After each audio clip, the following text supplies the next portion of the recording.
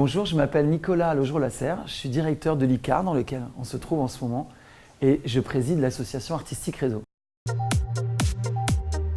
En fait, ce qu'il y a d'étonnant dans cette aventure, c'est que je n'ai pas créé un média au départ. C'est plutôt parti comme l'esprit d'un collectif de jeunes artistes. Moi-même, j'avais une vingtaine d'années, j'arrivais à Paris et je connaissais personne, je n'avais pas de réseau. Et très vite, ça a été ça ma force, j'ai compris que seul, on ne fait rien. J'ai compris que tout seul, je ne pourrais pas conquérir Paris et qu'il fallait au contraire s'unir et fédérer les énergies. Donc j'ai rassemblé un certain nombre de gens un peu dans ce même état d'esprit et c'est comme ça que j'ai d'abord commencé à créer Artistique Réseau. C'est dans les années qui ont suivi que cet esprit de collectif est devenu un site internet, puis un média quelques années plus tard. C'était tellement compliqué de pouvoir être diffusé sur les médias traditionnels, ça m'a paru vraiment évident qu'il fallait moi-même créer mon propre média et pouvoir porter les événements qu'on aimait, les spectacles qu'on aimait, les expositions qu'on aimait.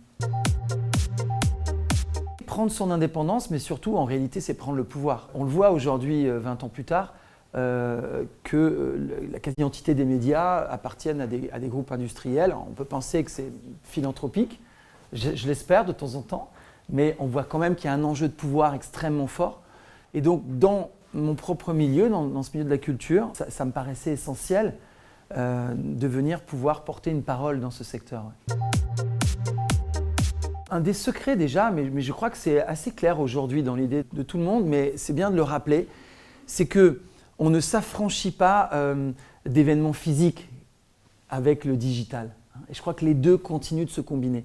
Donc on a compris très vite que voilà, quasiment tous les mois, on avait ce qu'on appelait le rendez-vous du club. On créait un rendez-vous physique, on rencontrait les gens physiquement et en parallèle, on continuait à développer la communauté en ligne, les réseaux sociaux et nos contenus. Vous voyez, les deux pour moi se combinent dans ce monde justement tellement digital. La rencontre physique reste absolument essentielle et complémentaire.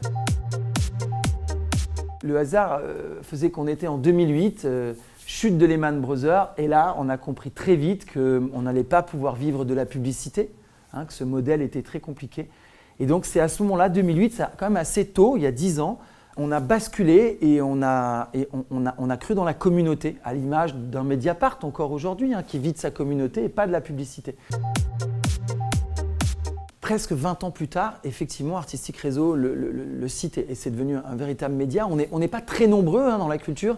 C'est ça aussi, le fait de démarrer très tôt et de rester, de jamais lâcher. Tôt ou tard, ça nous rend leader. Aujourd'hui, Artistique Réseau, c'est environ 150 000 visiteurs uniques par mois. C'est 3 à 4 000 visiteurs par jour. On insère à peu près une dizaine d'articles, que ce soit des actus, des interviews, des critiques, des dossiers chaque jour.